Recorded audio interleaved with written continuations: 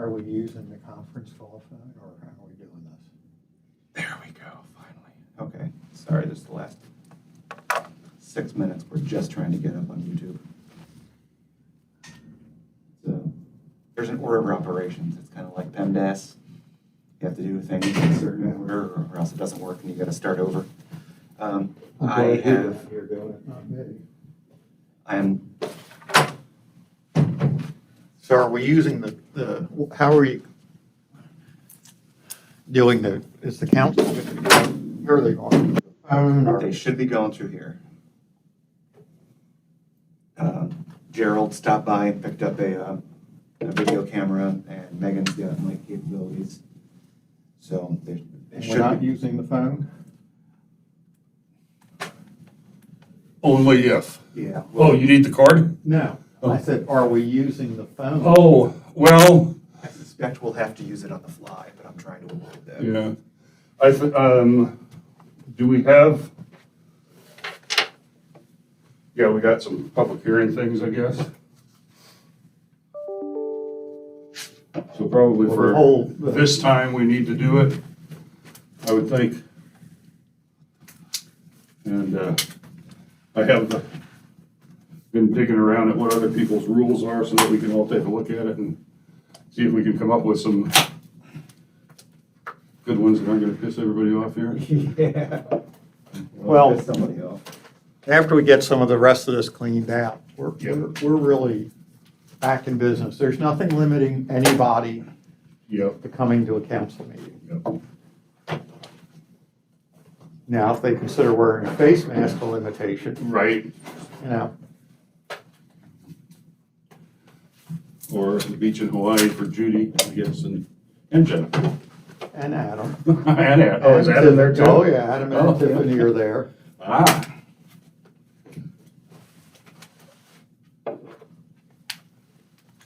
At least they didn't go there when everything, not like Ted Cruz. right, right.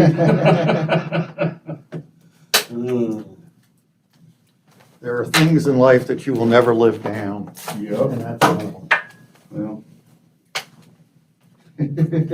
Fled from Texas, escaping ice. Yes.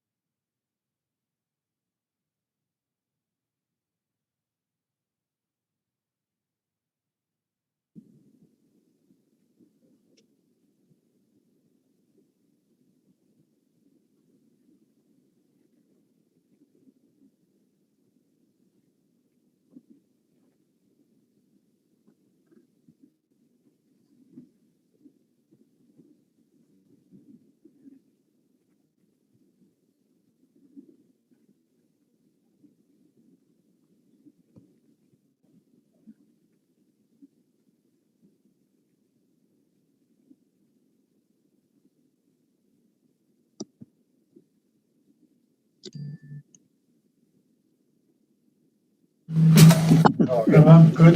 Thanks for all of them. Yeah, I got back with Marty after I had some conversations today, so, but thank you. I got half the story, so. Yeah, that's kind of sounded like, as often as sometimes happens.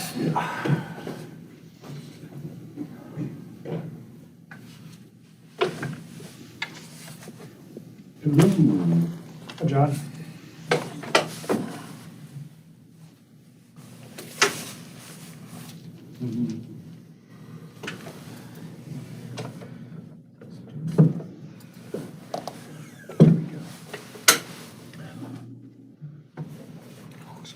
Okay, can everybody hear us on the Zoom? Yeah, I can hear you. All right. I can hear you.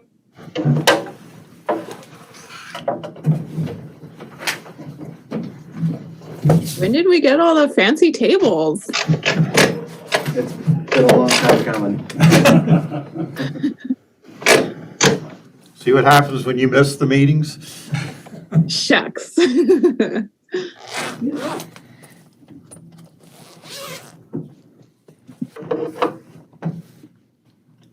Personally, I could with this TV turned off. You want that TV? Oh, yeah. It's like someone's speaking right over my shoulder. Oh, yeah, turn it off. Maybe turn that one on if that was working. Yeah, turn that one off by, yeah, maybe it is. Yeah, this one, Now I'm remembering that you were the contact information. I forgot to tell you something. oh, yeah.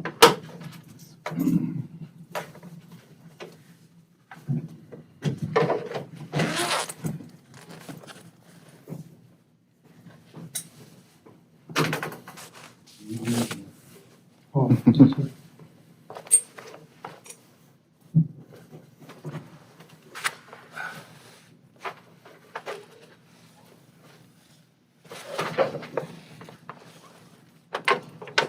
How you doing?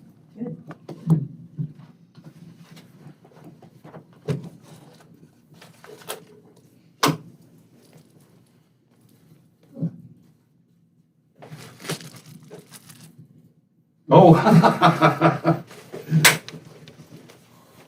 And John was looking for them all over the place. Yeah. there they are.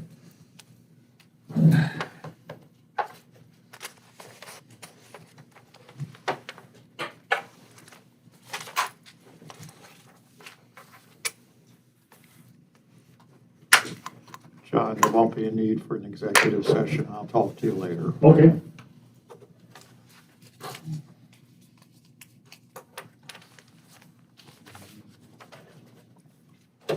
Executive session will be with 2 people. What's that?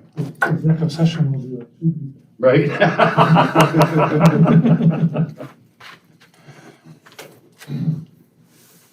I hope there'll be a day coming soon when we see everybody in the chambers again.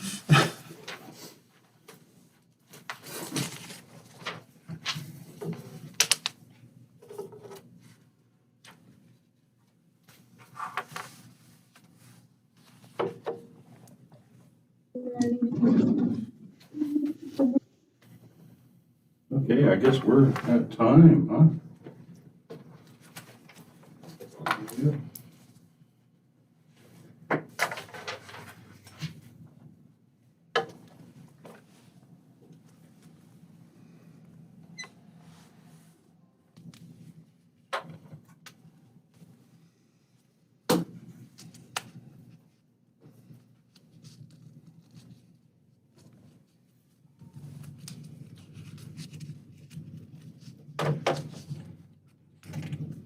You ready? Yeah. Okay. All right, the time is 7:02. Call the regular meeting for the Nome Common Council today, February 22nd, 2021 to order. Mr. Clerk, will you call the roll to establish a quorum? Councilmember Brown. Here. Councilmember Doug Johnson is excused unless he made it in. Councilmember Mark Johnson. Here. Councilmember Martinson. Here. Councilmember Reeder. Here. Councilmember Topcock. Here.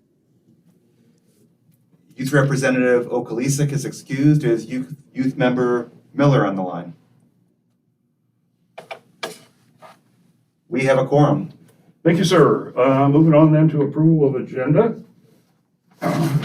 Is there a motion to adopt the agenda as submitted? Make a motion to approve the agenda. Second. Thank you, Councilmember Mark Johnson, Councilmember Gerald Brown, and we are not actually having an executive session, so we're crossing that off. Roll call, please, on the adoption of the agenda. Councilmember Doug Johnson. My bad. Councilmember Mark Johnson. Yes. Councilmember Martinson. Yes. Councilmember Reeder. Yes. Councilmember Topcock. Yes. Councilmember Brown. Yes. Motion carries. Thank you. Moving then on to the approval of minutes. We have our minutes from the February 8th, 2021 regular meeting. If there are no additions, deletions, or corrections, I'd ask for a motion to adopt them as submitted.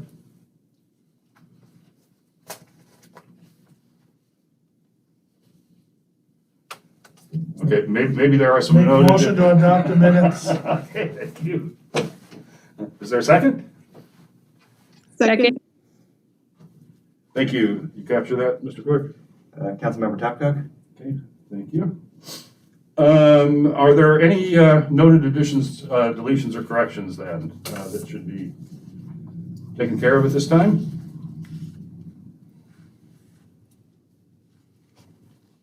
Not hearing any. Roll call, please, on the adoption of the minutes. Councilmember Mark Johnson. Yes. Councilmember Martinson. Yes. Councilmember Reeder. Yes. Councilmember Topcock. Yes. Councilmember Brown. Yes. Motion carries. Thank you. Okay, then moving on to citizens' comments. Are there members of the audience that wish to address the council this evening? And we do have everybody on, or should have them on YouTube now, which doesn't provide a call-in number. We are getting the council chambers back into regular order and expect that folks can join us again. We'll also be publishing here soon some other options for getting your public comments on the record. Anybody in the room? Mr. Callahan. Hi, I'm Patrick Callahan, Nome Activities Director. I just thought I'd come down and hang around for a little while, and if you had any questions on any of the requests that I had put in last week, or questions on anything else involving activities and athletics with the high school, I could try to answer those questions if you had any, so I'll be here for a little while. Great, thank you. We will go ahead if anybody would like to call in tonight. We'll still have that phone line available, 443-6605.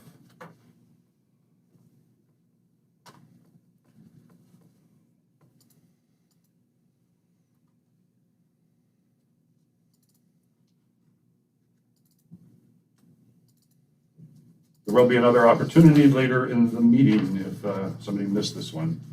Moving on then to unfinished business then. First item is ordinance 21-02-03.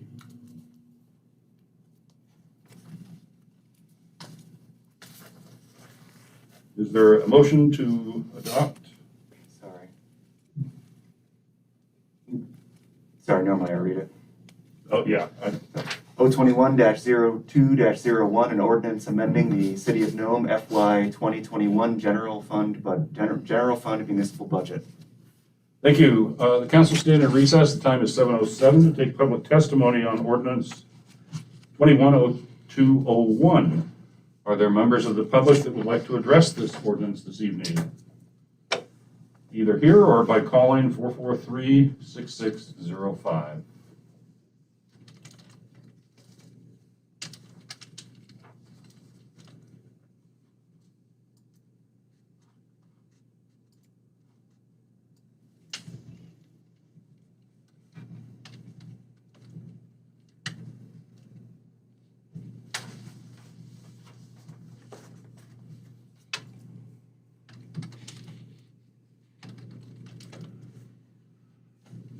Not getting any indication.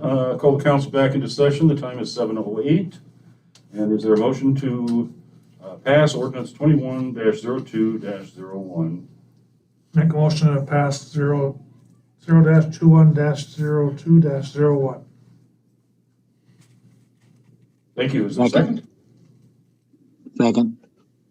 Thank you, Councilmember Martinson. Mr. Manager. Well, you see in front of you the explanation that is given by Nikki Crow, obviously our acting finance director. So I think it's pretty self-explanatory, I would hope. We are looking at changing one position from an accounting technician to an information technology manager.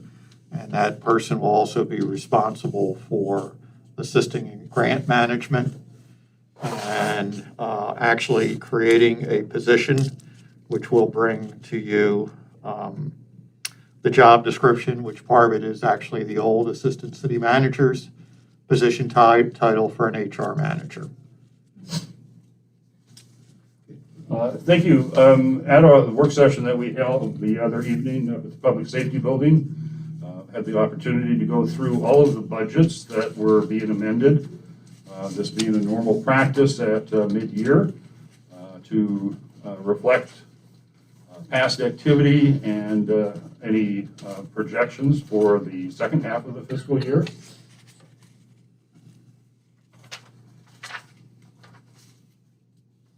For this ordinance, there is a requested amendment. And is there a motion to amend the fiscal 21 general fund budget in accordance with the February 19th, 2021 memo from the acting finance director?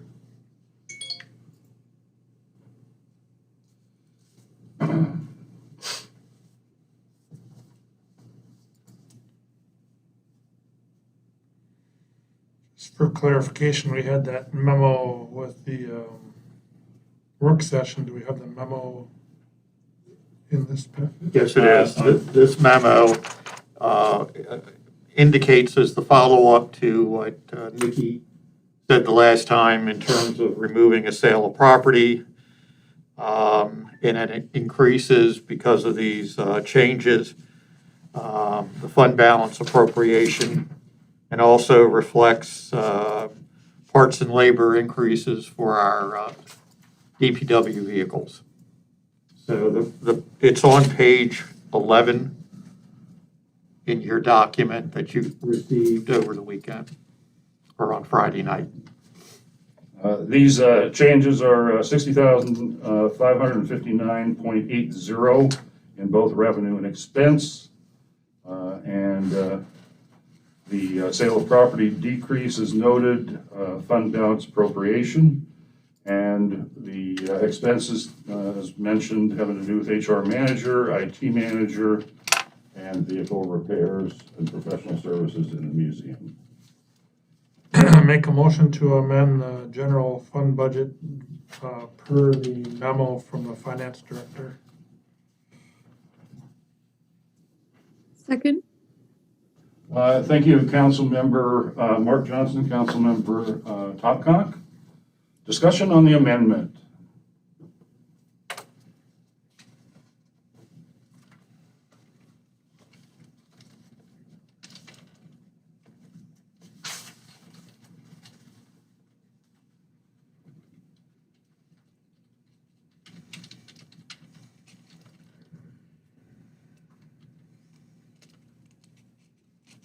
John?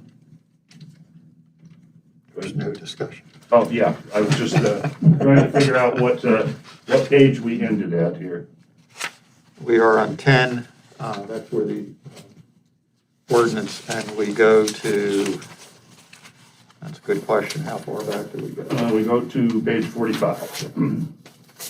Okay, all of these amendment details are outlined in the supporting schedule that is attached to this ordinance, following pages through 45 of today's packet. There's no discussion on the amendment. A roll call, please, on it. On the amendment, Councilmember Reader, Yes. Councilmember Topgolf, Yes. Councilmember Brown, Yes. Councilmember Mark Johnson, Yeah. Councilmember Martinson,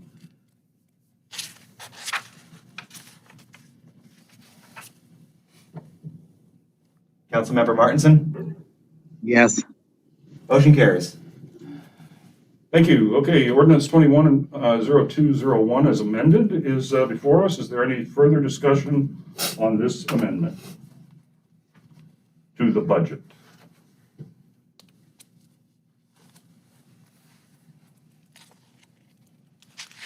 Hearing none, Mr. Clerk, would you call the roll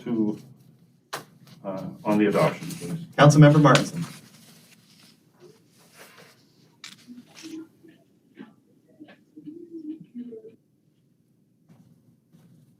Councilmember Martinson,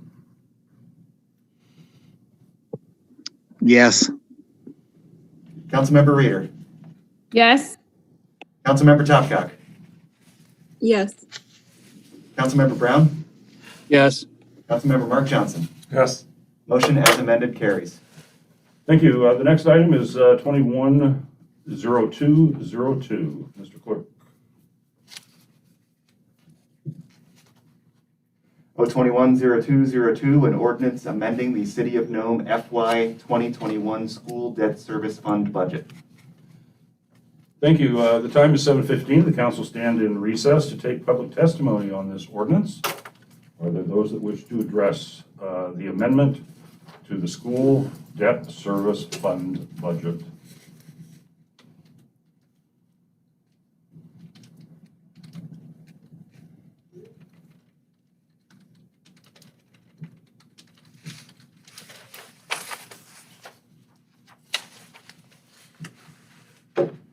Giving no indication, time is 7:15, come back to order.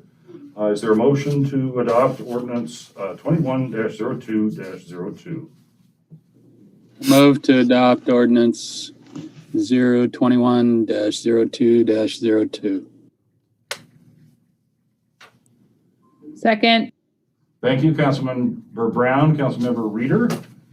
Discussion on this amendment.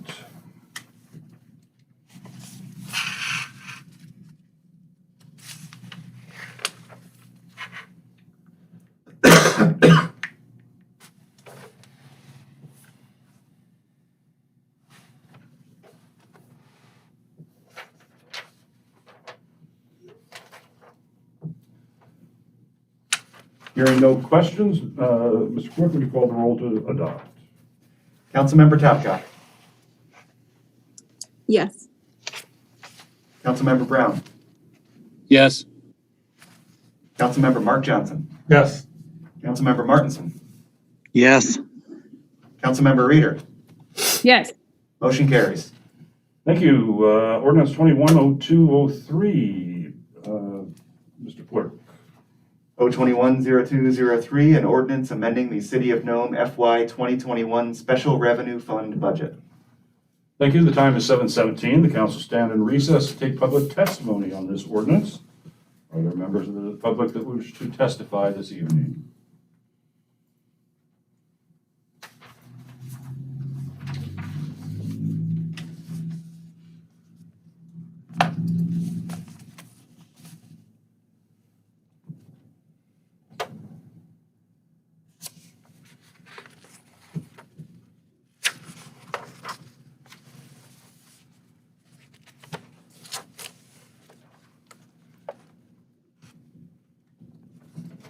Hearing none, council come back into session. The time is 7:17. Is there a motion to adopt ordinance 210203? Move to adopt ordinance 210203. Second. Councilmember Reader, Councilmember Brown?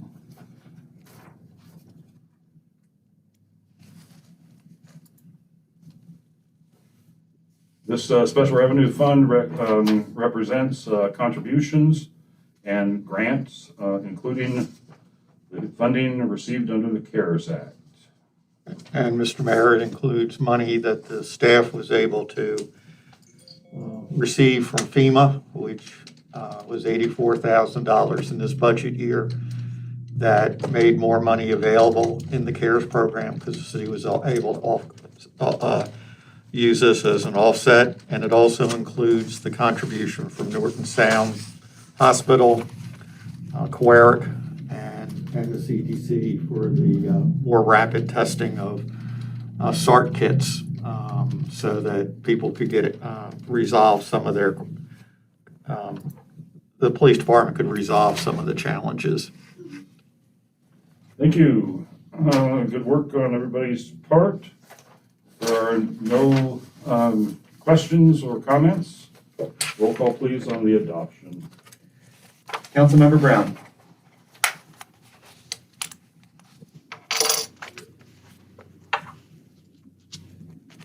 Councilmember Brown.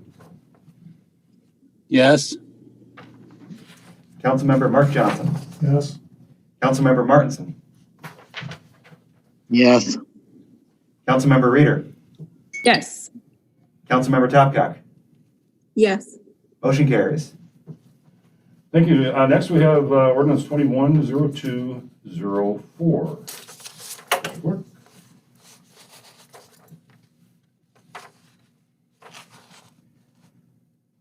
O 21-02-04, an ordinance amending the City of Nome FY 2021 Capital Projects Fund budget. Thank you.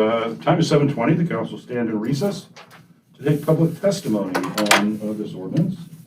Are there members of the public that wish to address this matter of business at this time?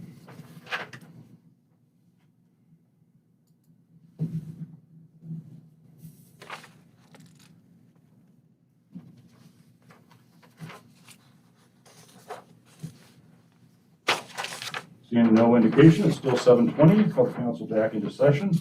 Is there a motion to adopt ordinance 210204? Move to adopt ordinance 210204. Second. Thank you, Councilmember Reader. Councilmember Topcock. Mr. Manager, any comments on this one? Well, this is where the purchase of the Bronson property and starting the development on the major issue here is on the development of the Nome Public School / City of Nome 18-plex. Mr. Mayor, are any of those expenses reimbursable by the upfront funding for this project? I have not discussed this with Superintendent Burgess, but this would be something that if the city wished, could be included in the bonding. What about the initial,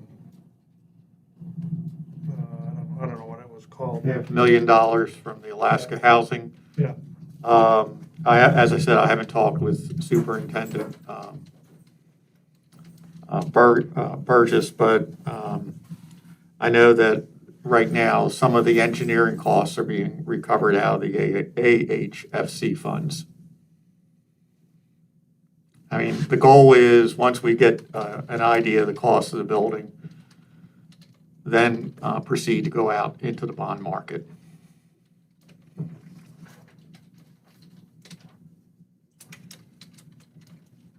Further questions? Not a roll call, please. Councilmember Mark Johnson. Yes. Councilmember Martinson. Yes. Councilmember Reader. Yes. Councilmember Topcock. Yes. Councilmember Brown. Yes. Motion carries. The next one, 210205. Mr. Clerk? O 21-0205, an ordinance amending the City of Nome FY 2021 Construction Capital Projects Fund budget. Thank you. The time is 7:23. The council stand in recess to take public testimony on the amendments to the Construction Capital Projects Fund budget. Are there members of the public that wish to address this evening?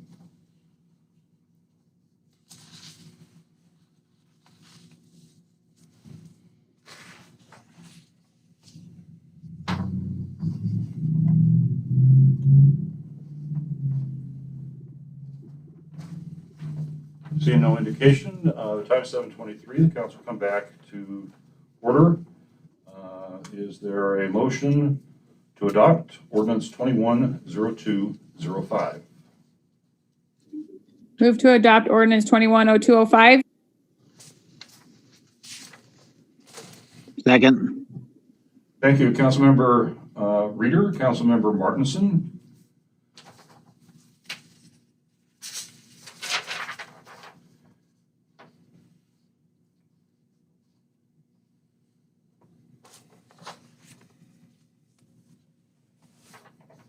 These are just adjustments to get the projects finished. If there are not further questions, or not questions, then roll call please on the adoption. Councilmember Mark Johnson. Yes. Councilmember Martinson. Yes. Councilmember Reader. Yes. Councilmember Topgod. Yes. Councilmember Brown. Yes. Motion carries. Thank you. Down to 210206. O 21-02-06, an ordinance amending the City of Nome FY 2021 Port of Nome Fund budget. Thank you. The time's 7:25. Council stand in recess to take public testimony on the Port of Nome Fund budget amendments. Are there those that wish to address this ordinance this evening?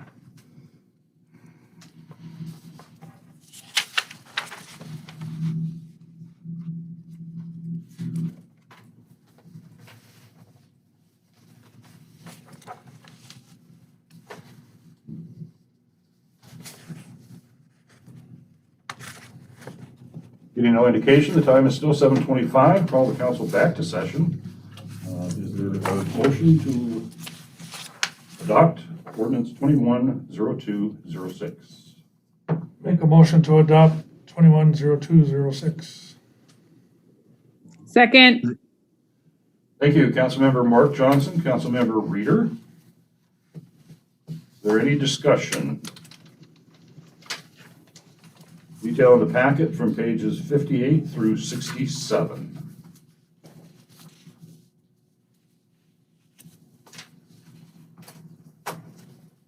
I did have a question. I know that, I can't remember where I saw it, if it was in the city manager's report or maybe in the court minutes. When the discussion was had about increasing port tariffs, there was going to be money set aside potentially for the capital projects fund or repairs, or basically repairs to the port. And is that something that's still, I don't know, Joy's on the line, but is that something that's still in the works, or? Well, as you may recall, last year when this topic came up, we had put in, the city staff had put in $150,000 in a capital fund. And the decision was made by the council to remove that because it made, I think, a concern that would raise an appearance that the port was not doing well. But we knew that they were probably going to have a surplus, as you discussed back then. And the concept was, well, let's begin taking, if whatever the surplus is each year, $150,000 of that would be dedicated to a capital, be identified in a line item where everybody could see, okay, these are one of the reasons why our tariffs are increasing. While the port has roughly $500,000, I think they have $700,000, but they still owe the city $200,000. They would have $500,000 in their port account. And they just want to see somehow where it can be clearly delineated somewhere that they could point to people and say, okay, these are your fees. They went up. Yes, there's $150,000 going into that fund. And the city council will make sure that that fund is increasing. And I don't want to say the city council will make sure, but the concept is every year they have a surplus. Either we show a line item that's showing $150,000 in the budget, or if you don't, that $150,000 would be dedicated to a capital improvement line item. And Nikki and I have discussed how this could be done to resolve the concerns that some in the community have that all of the surplus is going into the city's general fund, which is not correct. So there is some misinformation out there. And as Nikki and I were on the port meeting this past Thursday night, and we assured them that the council was dedicated, willing to create that monies to be set aside. So, and we'll put it in this year and see where the budget stands. And if you don't want it, obviously it's your right to take it out. But then we're going to need to convey to the Port Commission that the council is supportive. I mean, the port is going to have a quote profit this year, not a huge one, but it will have a profit. So that's something that we could do at the end of the fiscal year when the numbers are shored up to show what to see is and have Nikki or basically the city will move those funds into a designated fund for future repairs. Well, If there's a surplus. well, it looks like right now there will be a surplus.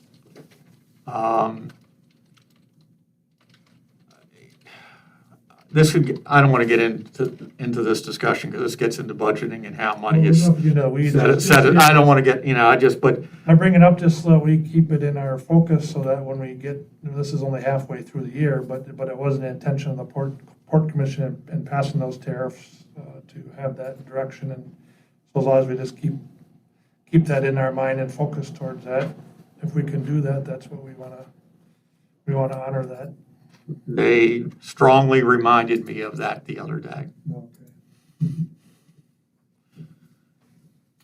Okay, if there's not further, sorry, Thank you. not further discussion then on the port fund budget, is roll call please on the adoption of 210206. Councilmember Martinson. Yes. Councilmember Reader. Yes. Councilmember Topcock. Yes. Councilmember Brown. Yes. Councilmember Mark Johnson. Yes. Motion carries. And last but not least, ordinance 210207. Mr. Clerk. O210207, an ordinance amending the City of Nome FY 2021 Port of Nome Capital Projects Fund budget. Thank you. The time is 7:31. Council stand in recess to take public testimony on this ordinance. Are there members of the public that wish to address the business matter at hand?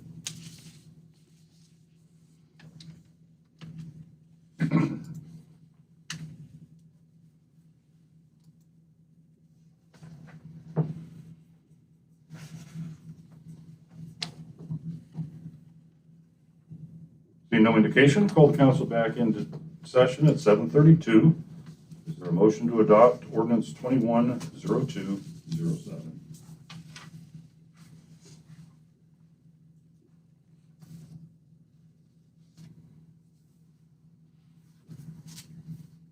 Hello? Move to adopt ordinance 210207. Second. Thank you, Councilmember Brown, Councilmember Topcock. Any further discussion on this item?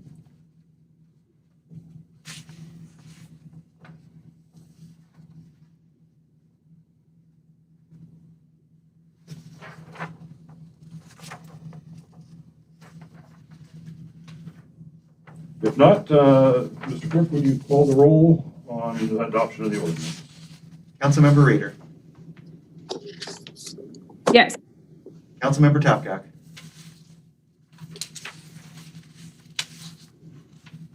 Yes, sorry. Councilmember Brown. Yes. Councilmember Mark Johnson. Yes. Councilmember Martinson. Yes. Motion carries. Thank you. That takes us down to new business then. We have a resolution 210201. Would you read that by title, Mr. Clerk? R 210201, a resolution allocating $100,000 of the 2020 NSADC end-year community benefit share funds. Thank you. Is there a motion to adopt resolution 210201? Move to adopt resolution 210201. Second. Thank you. It's been moved and seconded to adopt the resolution. This resolution had its genesis at a work session the council held last week to review proposals received from community entities for our request relative to youth programs. 15 proposals received and reviewed, and we came up with a list between the folks that were at the meeting, and then had a couple others submit them by email to the clerk. And so the list looks a little different than we had the other night. And not to get into how it was developed, but are there any changes to be proposed to the list as it's contained in the resolution? Before we get started, I just want to declare that two of the people that applied for money, I do services for, not necessarily in the area of preparing for this thing, but I do want to declare that. Thank you. Noted.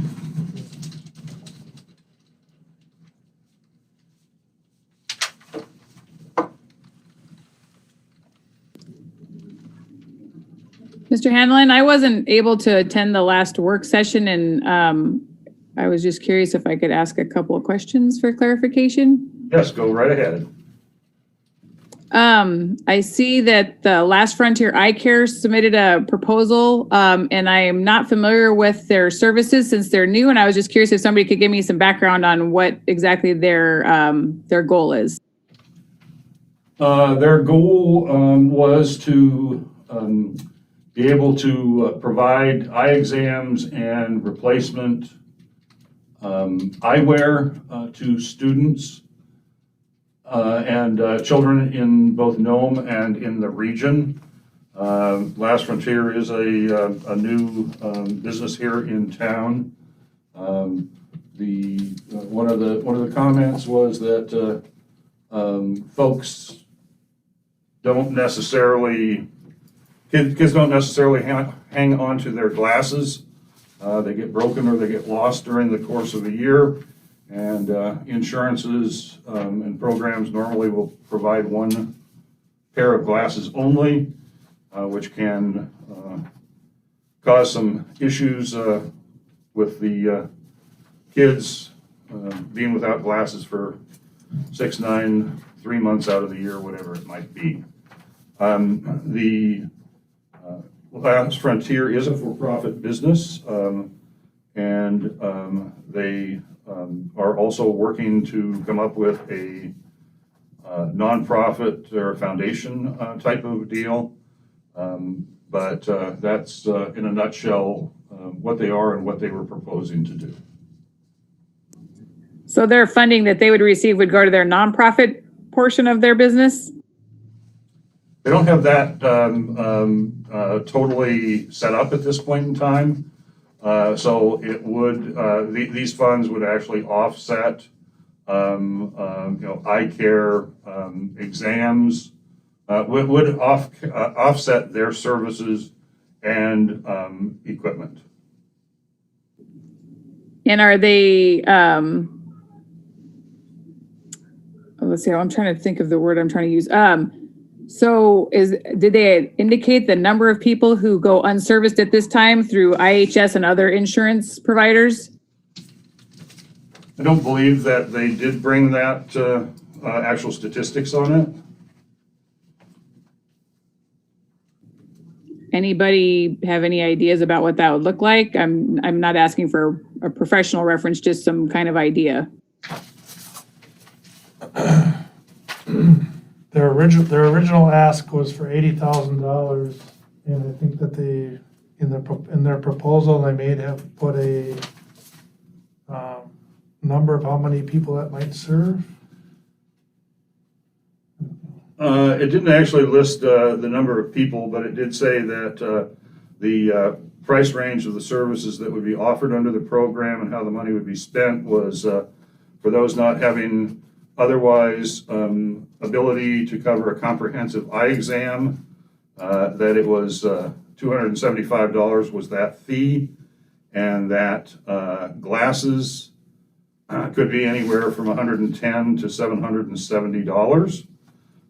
They did note that the Lions Club has a program to assist with glasses, but not any specialty items associated with the glasses. They are also looking and have been accepted by most insurances at this point in time, including Medicaid. So these funds would be for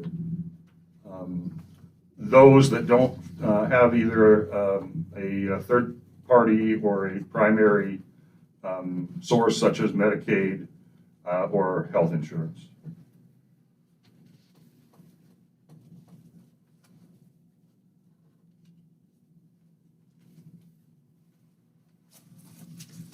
And I think it merits and/or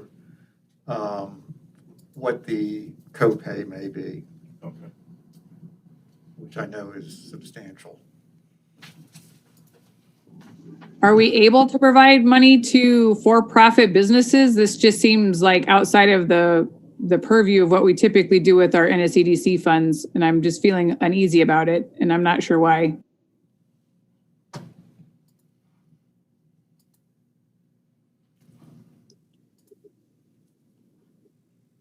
I found it really helpful to read their proposal in the work session packet where they kind of broke, because it was a pretty detailed letter. If you have that, Jennifer, to look at. I read it. I just don't, I see it's a for-profit business and I see that they want to cover eye care. I'm just curious how many people that would actually cover. Like, do we have a large population of children in the Nome community that can't afford eye care or doesn't get it already through another insurance program?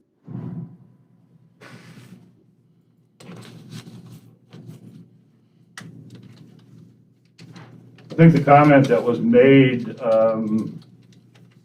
was that, based on their original fund request, that those would be easily expended in the area, but they were wishing to get the program off the ground and would be thought that if they had to start smaller, that still would benefit the community. So I guess if you just take the numbers here, the exam, and then just say that the glasses are the most expensive that you can get, and not because they're fancy or anything, but because they might need special lenses, UV protection and those types of things. The estimate on that high end is $770. So it will serve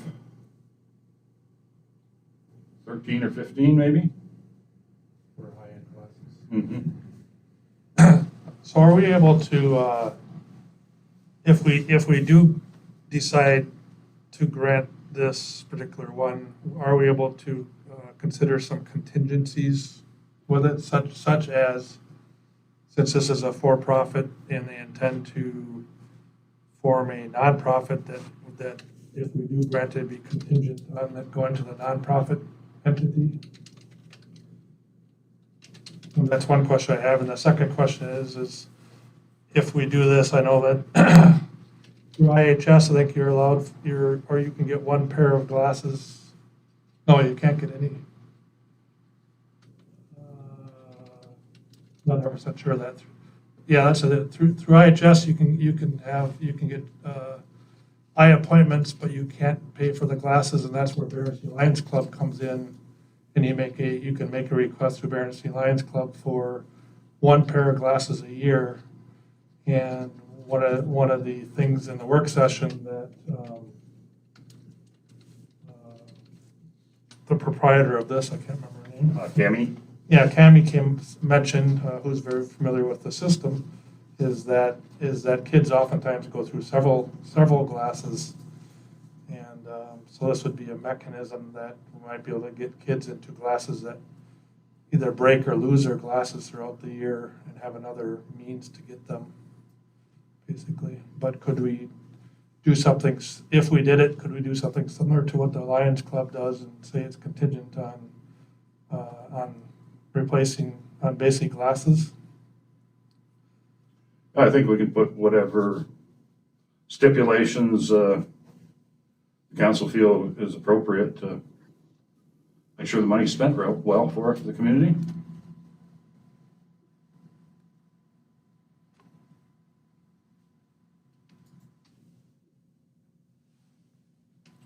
Did that? I think the exam part of it is important too, for those that can't get an exam paid for.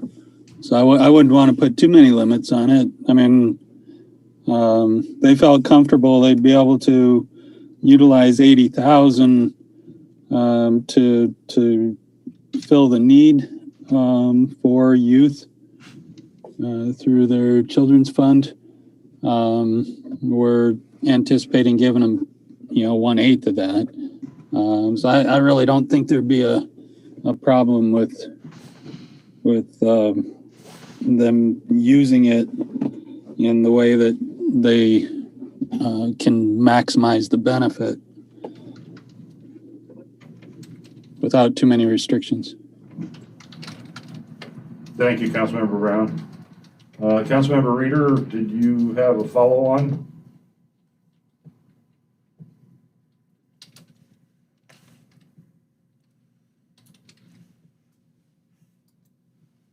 Yeah, are there Sorry, other? computer difficulties. I think that I understand, but I'm still uncomfortable with giving the funding, I guess, to a for-profit organization. I mean, I get it, it's helping people, but it still feels wrong to me. Yep, well, you don't have to agree with it. You can say it Nope, now. that's what I'm saying. And I'm sorry I wasn't able to be part of the conversation. I was not here at the to be able to join in the conversation that was had, and I apologize for that I'm bringing it to the table today. No worries. It's hasn't been adopted yet. So I guess like I say, these numbers basically got divvied up. We had a list that we had come up with at the work session. Then council members Topcock and Martinson got on a spreadsheet that got averaged in. Councilmember Brown's notes from the actual work session, or those that he verbalized, didn't go into this average, and so it's not a truly weighted average in this. So, but I guess are we comfortable with the list as it ended up getting published? Are there? I think there might be a line item, possibly askew there between 23 and 25. And I don't know, because the reason I say this because it's Nome High School Cultural Club travel, they asked for 7,500. And it shows Topcock was to 29,491.53. Whereas I think that probably is supposed to go up until line 23, which would change the weighted average of those two lines. Well, you can see when it came back down to the end that the 29,490 whatever didn't get used in that number because. Right. I understand that too, but somehow it got. Go ahead. It was, that was the leftover from designating everything else, and it should have been grouped with all four of the Nome Belts High School ones. So Because it's I not guess specifically to travel, it's to all of the Nome Belts proposals to divvy up as they see fit. Okay. at the work session, we actually divided the three that were, that came out of the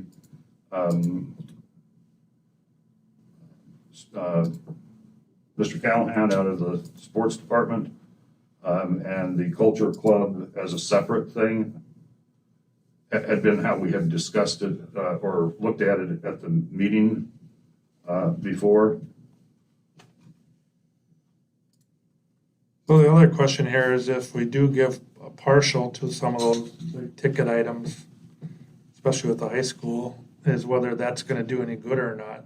Are we going to, like, for instance, if we do give any portion of the concession stand, well, how does the rest of that's a pretty big ticket item, how does the rest of it get paid for?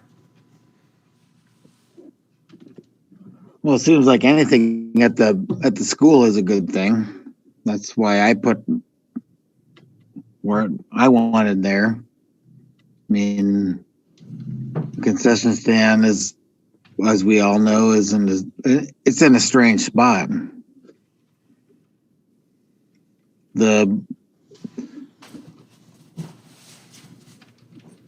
Mr. Callahan explained during the work session there, Councilman Martinson, that the reason for that ask was because the original concession stand was supposed to be where the trophy case was, which then means it backs up into the kitchen where you have cooking and water and other things available to you that they don't have currently in the one that Dan built out there, which makes a lot of sense. I mean, it makes a lot of sense to where it should be or should have been.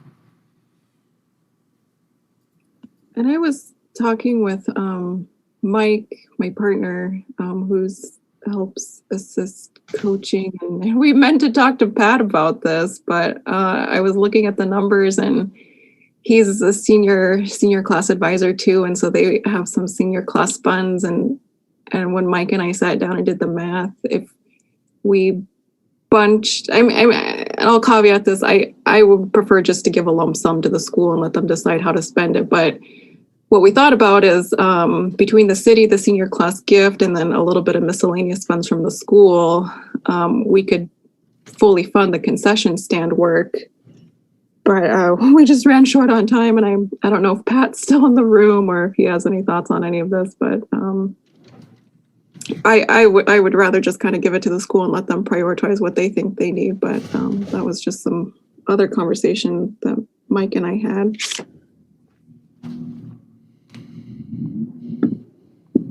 Well, it seems like our advertisement that we put out was asking for youth programs. And I guess it ends up, some of these things aren't necessarily programs, but they are things that support programs, I guess. The checkpoint was building materials. The Boys and Girls Club, they need a ramp so that they can use their facility. It just seemed like at least out of all of them, it sounded like the gym divider was the thing that was the most immediate deal for instruction that could make things better, was my take on the thing, but it also seemed like the divider and the concession stand were capital construction items.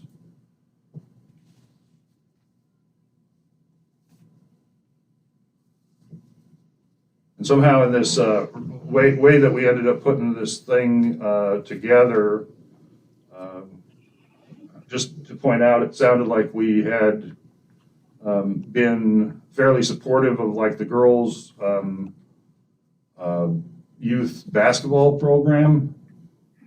They had requested 10,000. We had come up with 5,000 on it, and then by throwing in a And that's four and a great. zero. And that's great, but there's no travel. Nobody's traveling anywhere, so that's why I took those out. There's nothing. No one's going anywhere, so we need to focus on what's happening now.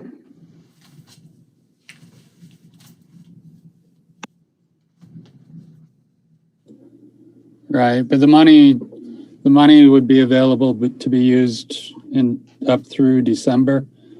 So the anticipation is that travel would be available in the fall.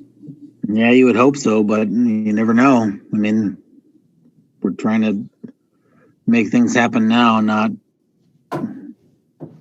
December. Well, I guess with that logic, we're not going to be building a concession stand tomorrow. Oh, No, but we're building it for the future, John. That's what we're building it for. We're not paying for travel for right now. We're building for the future. I think Mr. Callahan had something that he might be able to add to this. I know this isn't a work session, but if we. Go ahead, Pat, we'll let you talk. well, my thought was, and I can't speak for Jamie and budgeting process, well, what we had budgeted, but my idea was to show good progress towards fundraising for these items, and then go to the school and say, you know, we've got all this money we thought we were going to spend on travel. And can we free up that money since we didn't spend it on travel for some infrastructure projects that we've been lagging on. So that was sort of the idea. And you know, I've got, in the gym, we fundraise by selling banners. I've got some banner money. So certainly one of the projects, if it's funded at like a 6,500 out of 12, that one's easy to get done.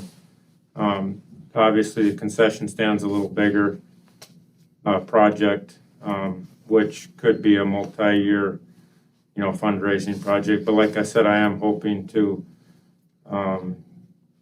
show the school that I've raised this amount of money towards it, and what can we do now as the school, on the school side, with our travel money that we're not going to spend on travel.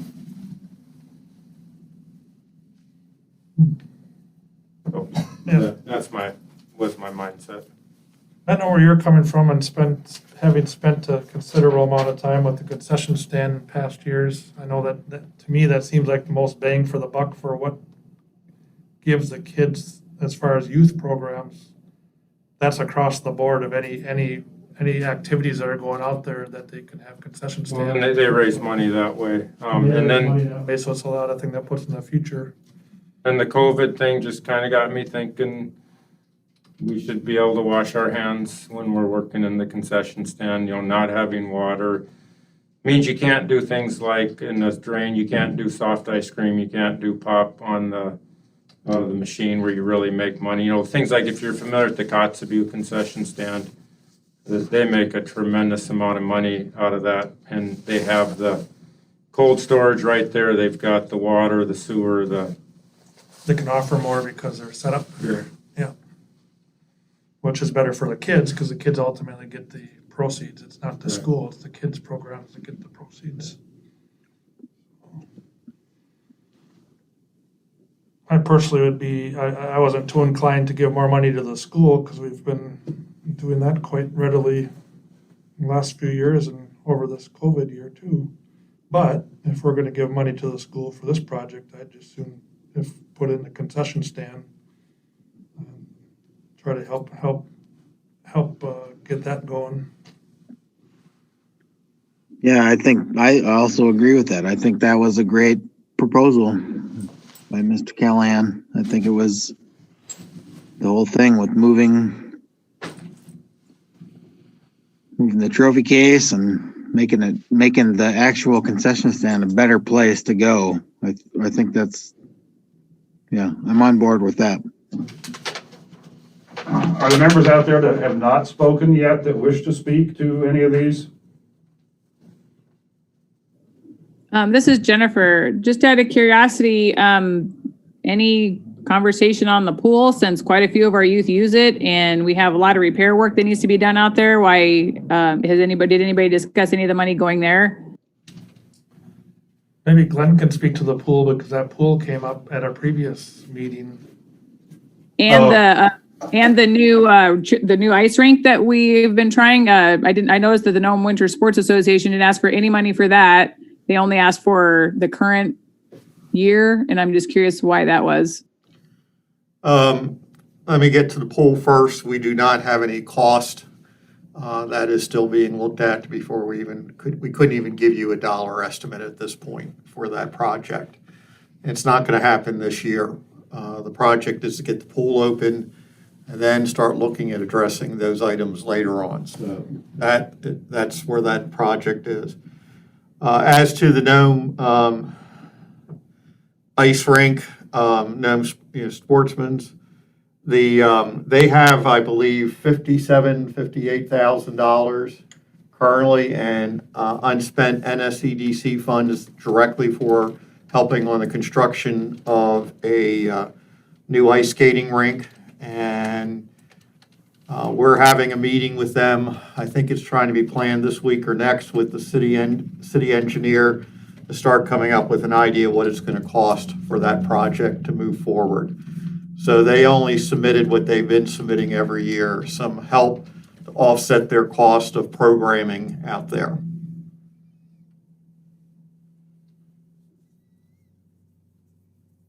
If that answers your questions.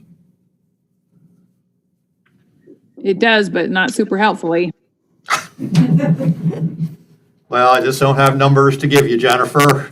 I'm sorry. So I guess neither of those came up at our work session on Wednesday.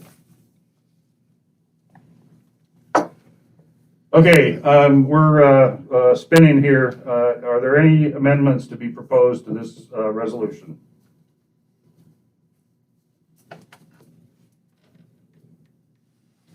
If not, a roll call, please, on its adoption. You're talking about what we're looking at under discussion that we're still in, right? Is the in the resolution, it refers to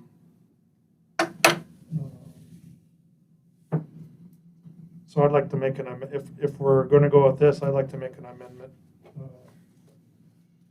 to move the money that's been allocated for the video board and the gym divider into the concession stand, to zero out those two line items for this purpose and put all the money that we're going to give through these funds to the concession stand.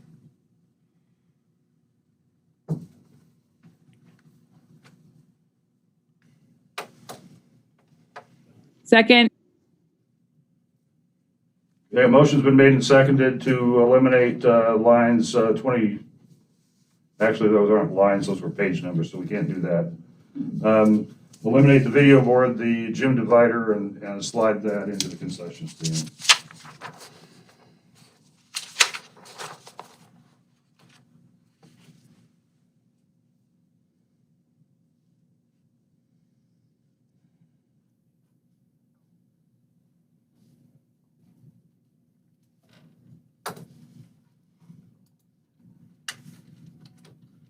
So that's a new total of 24,663.85.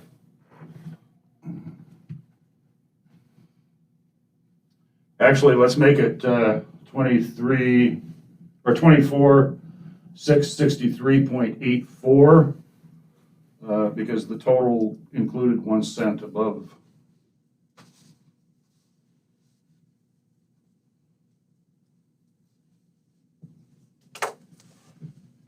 There's no further discussion. Roll call on that amendment.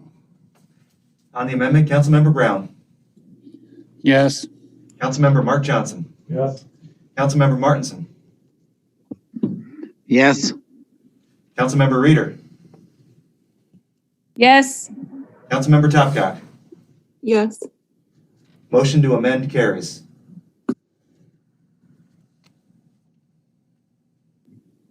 And just out of curiosity, we keep reading it as R210201, but the paper copy says 200201. So I was just curious which one is correct. We're in 21. My fault. As it's published on the agenda. Okay, on the actual piece of paper in our packet, it says 20. So I was just making sure.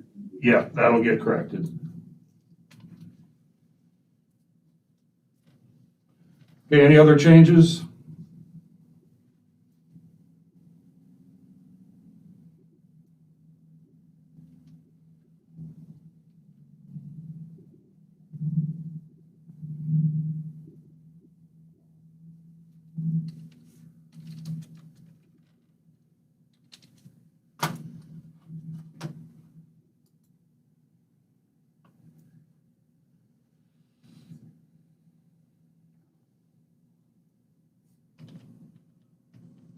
If not, a roll call, please, on the adoption, as amended. Councilmember Topcock. Yes. Councilmember Brown. Yes. Councilmember Mark Johnson. Yes. Councilmember Martinson. Yes. Councilmember Reeder. Yes. Motion as amended carries. Thank you.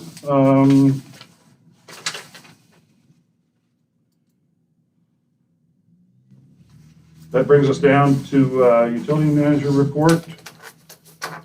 Mr. Morton is out of town, and we don't have anything real exciting going on. Had a water leak on the east end of town here on Carson's Way associated with a abandoned service. Took a couple of days to deal with. But that's been the only abnormality in the operations. And then also to point out that NSEDC is again offering an energy subsidy. And in order to get that, due to Corona, we're not having a place where you come in, you have to do it online. So if you have any questions and have difficulty doing it online, you can contact the utility or NSEDC for direction. Moving on to city manager report. We are working with Alaska Fair Housing on getting people to be aware of the money that is available through them to help support renters who cannot afford to pay their rental insurance, rental pricing, or they have trouble paying their utility bill. This funding is for up to 12 months. It is coming through the state. There's approximately $200 million available. There are guidelines that people have to meet. We have already been getting questions here at City Hall. We're looking at working with the chamber to set up a computer over there so that we can assist people who do not have the capabilities, and get the word out that this money is available. We also had a meeting, unexpected meeting this past week. We got a call about 8:30 in the morning informing us that a major general and two colonels, a captain and a lieutenant were coming here. One was coming from Hawaii, so it was quite the temperature drop for him and his aide. They came here because they couldn't get into some other communities, so we had a long discussion about the port, capabilities. The mayor and Fire Chief West took them on a nice tour to show them all the assets that Nome has in place. And that's why we're the great choice for obviously a port to be expanded here and becoming the deep water Arctic port at Nome. Airport, we're looking at when we're trying to get 2 flights a day. One of the questions that we had in a meeting with the hospital last week is what do we need to get herd immunity here in Nome? And right now, in Nome itself, we need approximately 90% of the adults vaccinated to achieve herd immunity. Now, the hospital has put some numbers together, and based on their numbers, we expect we need an additional 700 people to be vaccinated. We are at 1,800 at this particular point. Now the goal is to reach out to those who are not familiar that vaccinations are available to anybody up down to the age of 16. They are expecting the J&J vaccine to be here soon, which is a 1-dose vaccine. So that's positive news. So that we don't have to be manning the airport anymore. So we encourage anybody in the city who has not been vaccinated to get vaccinated. And there's also an incentive by the hospital. If you get vaccinated, you can apply to fill out a game, the game they have, and several city employees have won the prizes. So, Public Safety Advisory Commission is supposed to meet on March 1st. It's critical that they meet because we have the use of force policy, and then we also have the discussion on the audit and whether we go through CALEA. Swimming pool is reopened to lap swimmers. They were having some additional testing for guards, and I have not heard where that was, but the city is slowly reopening. But vaccinations are a key to really getting the city fully reopened. That does not mean that that the face masks will go away. The city does not have a policy on face masks, basically, that we encourage their wearing in city buildings. But that's pretty much where we are at this point in time. And I can tell you it was darn cold over the weekend at that airport. Also, we have in your packet the general fund balance sheet for everybody to go through. And one of the issues that's going to be on that I do have the authority, but I was going to let you know there are some personal property taxes that should be wiped off, that they'll probably never be collected. So we need to take them off the balance sheet. Some of these go back to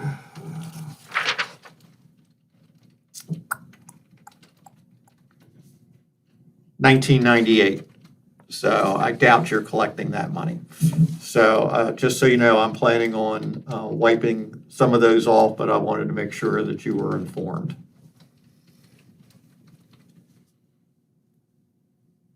Because we did talk to the auditor about that. Just out of curiosity, why won't they be collected? Unlike real property tax, which attaches to the property itself, these are personal property taxes that are difficult to collect. I don't know whether some of these represent penalties and interests that were applied over the years, but most of this is, typically for personal property, it's deemed uncollectible after at least 10 years. And we're going back a lot longer than that. And I don't know the exact reason for each line item, but we did, the auditor did talk to us about wiping those off because it's creating an impression that this is money that is going to be recoverable.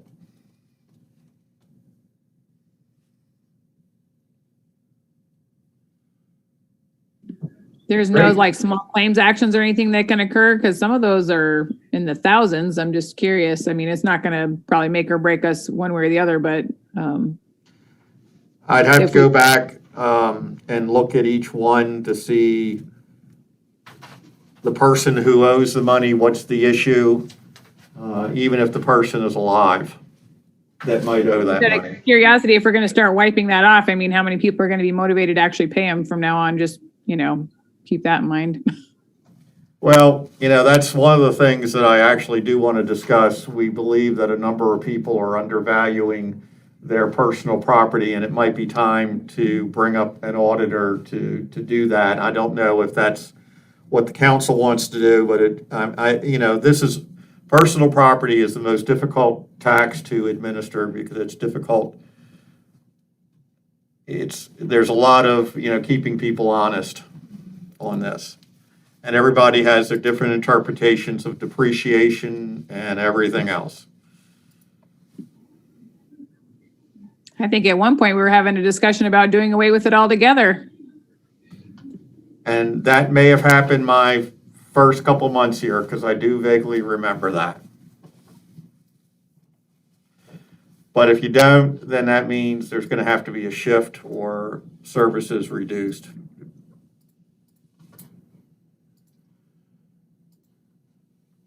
Go ahead. If Jennifer's done all.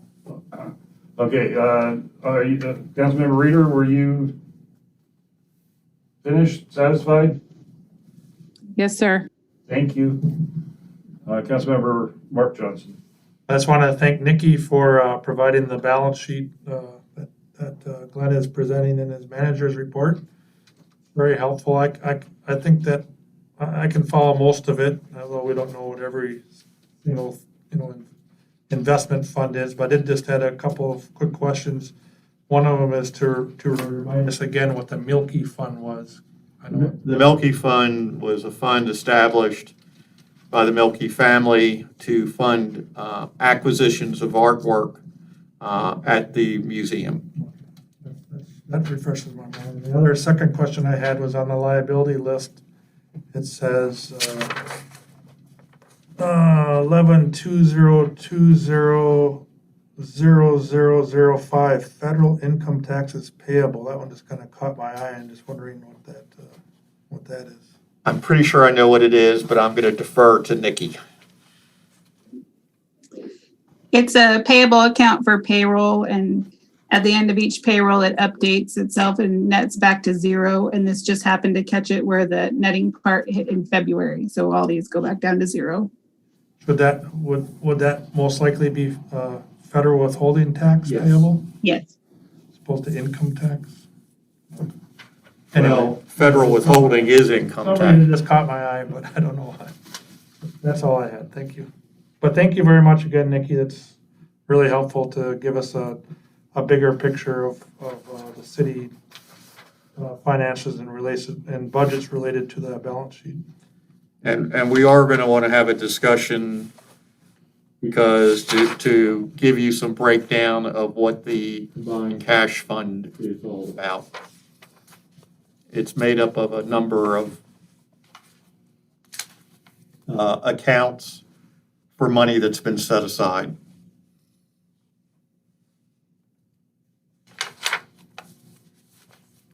Well, one more question. I've had a couple of requests to find out about, and I know you've mentioned this in previous meetings, about the remaining CARES Act money, the timing of when this could be looked at. We are wrapping up and reviewing some of the requests still. We're waiting for some guidance from BDO. We think, we estimate there's probably $253,000 in unassigned money that could be done for another phase. It might increase a little bit, it might decrease a little bit, but I'm pretty comfortable to say it's about, and I know the dollar number, but I hate to get down to it. It's about $254,000. And I know at one time you had mentioned that you thought that the staff or you'd be in a position to be looking at it in March when we normally have an Iditarod. And is that still a goal for? That is still the goal to, it might be to look at the impact of Iditarod, on the community in general, and then come up with a program in April.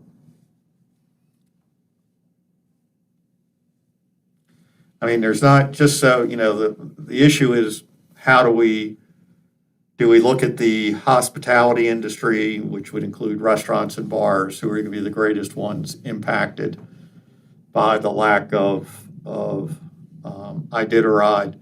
When we did the most recent Phase 6, which was just for bars and restaurants and their employees, it was about $250,000-$60,000, if I recall, and it might be a little bit more that went out in that funding. So, and when we did the Phase 5, it was near $800,000.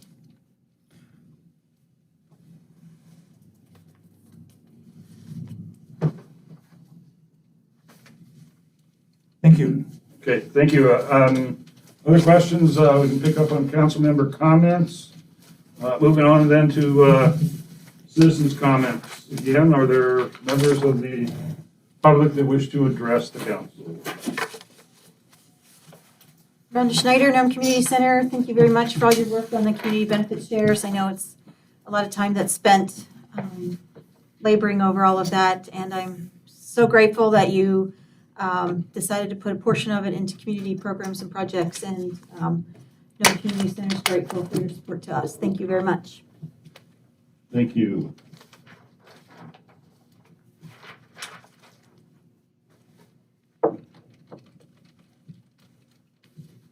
Moving on then to council member comments. Roll call, please. Councilmember Brown. I was wondering, when we, as a city, put out a bid notice, do we make an effort to make sure that the qualified entities that reside within the city of Nome actually get a personal invitation to bid? I'm just curious how that works. No, Okay. it gets advertised to everybody regardless of where they are geographically. All right. Good enough. Thanks. Councilmember Mark Johnson. I want to bring up a couple of newspaper articles that were pertaining to Nome in our area that I thought were worth bringing up. And one was from the Anchorage Daily News, February 14th edition. And it was a story regarding the pilot project for missing and murdered Indigenous people, and the fact that the Native Village of Unalakleet is one of the 3 entities in the state that are taking this pilot project on right off the bat, and that's going to be beneficial not only for Unalakleet but our region. And I know that they are working with COERC to expand into other villages for this pilot project, and I would again encourage us here in Nome to take part in this as much as what we can, and so I just want to point out that I think that's a neat thing that in our area for the whole state, we do have one of the entities is taking on this pilot project. The chief is here. Why don't you ask the... Yeah, we are part of the MMPI working group. We meet regularly, so I've been following all along. We're in every Thursday on those. Great. It's a really good project and it's going well. That's really good to hear. All right, thank you. And the other article I noticed was in February 11th, Nome Nugget article that's regarding the comprehensive plan that the Planning Commission's been working on, and a couple of notations that I noticed, and I know that I think it's Councilman Brown and maybe other council members have asked in the past for a work session between the Common Council and the Planning Commission to go over the comprehensive plan in more in depth and to get updated directly from them. But a couple of things kind of took note. One was they're doing a survey on Front Street and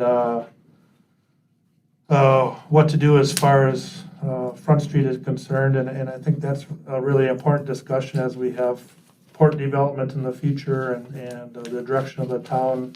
And the other thing that I took notice of was that they say that in Nome, 1/3 of the houses are vacant or severe disrepair, and we have a housing shortage, and what can we do as a city to give incentives to change that 1/3 to make them more usable properties for expanding our housing market. And I think that would be something that we could also work on with the planning commission for shorter, mid-range, and long-term goals to try to help combat against the housing shortage that we have here. That's all I have. Thank you. Thank you. Councilmember Martinson.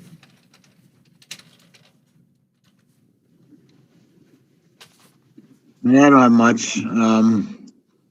Appreciate Glenn and all the work you guys have been doing. Brant, your whole crew. Appreciate everything you guys are doing. That's it. Councilmember Reader. I just got a note from, I think maybe I saw it on Facebook or something, that we're at 0 cases now, so go Nome. That's really good to see. Other than that, I don't have anything else to share. Councilmember Tapcock. Yeah, I don't have much. I was just going to mention the Alaska Municipal League Board of Directors, as well as the mayor's group, had a meeting with Lisa Murkowski on Friday for about an hour. I popped in for part of it, but was quadruple booked that afternoon, so I didn't make it for the whole thing. But sounded like a great conversation kind of about the impacts of COVID. A lot of Southeast communities piped up about the impacts on the cruise ship industry naturally.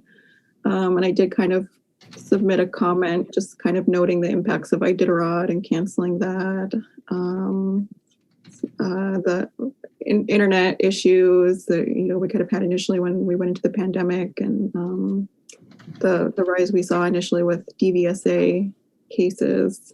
So just thought I would chime in with the group on some of the other, things that are related to COVID that we've seen up here in rural Alaska, Northwest Alaska. So I'm hoping, I think that meeting might have been recorded. I don't know if they're going to distribute it to the board of directors, but I was planning to go back and watch it if so. And if there's ever any comments I can bring to AML, always happy to do that. And then we have I think it's a monthly meeting of Indigenous municipal officials that get together and talk about different initiatives our communities are doing in terms of diversity, equity, inclusion, and just kind of sharing our own experiences. And, I'm hoping maybe to have some mentorship through that group too, since I do still feel very young and like I don't always know what I'm doing, and I'm trying to learn as much as I can. And so I really enjoyed those meetings, but that's all, other than thanks to our staff for all that you do every day. Koyana. Thank you.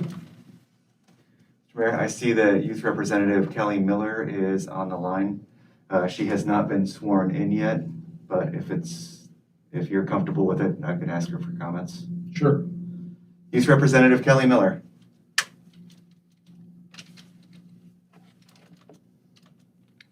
I wasn't expecting that. That was a blindside.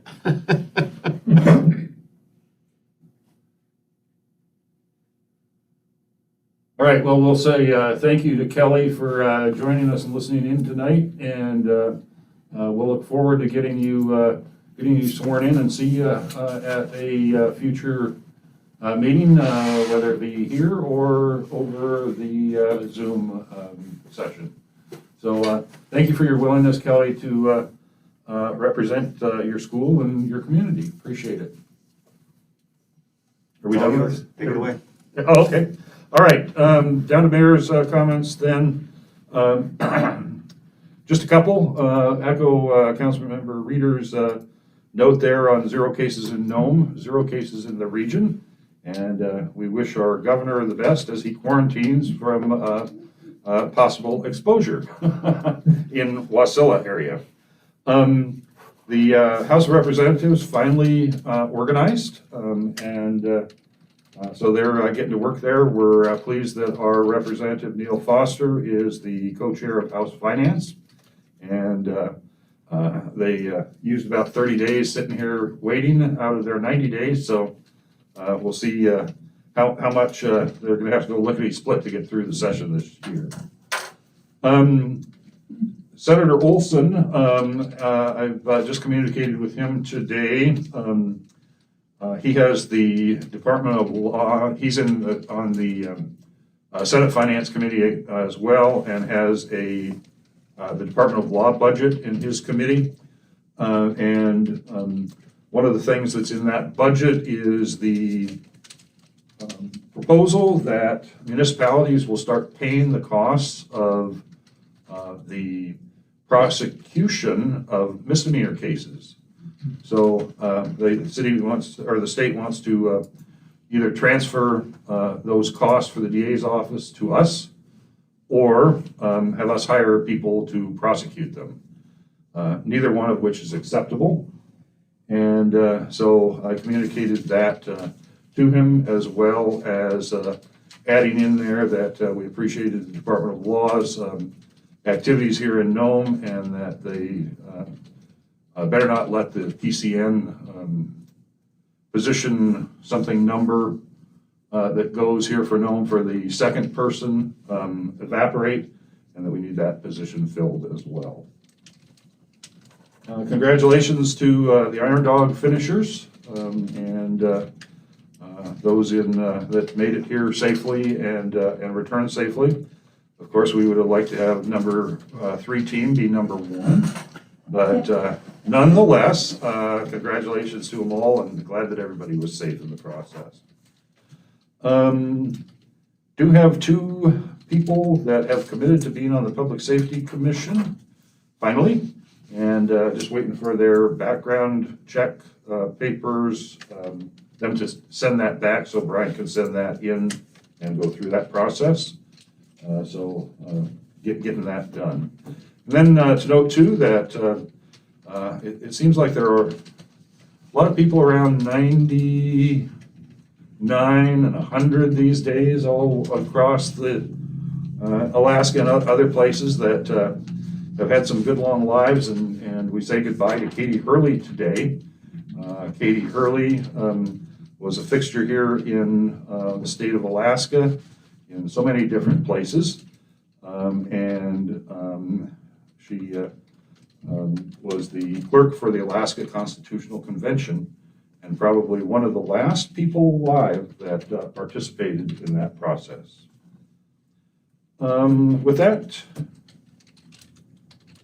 unless there's anything else, the meeting stands adjourned.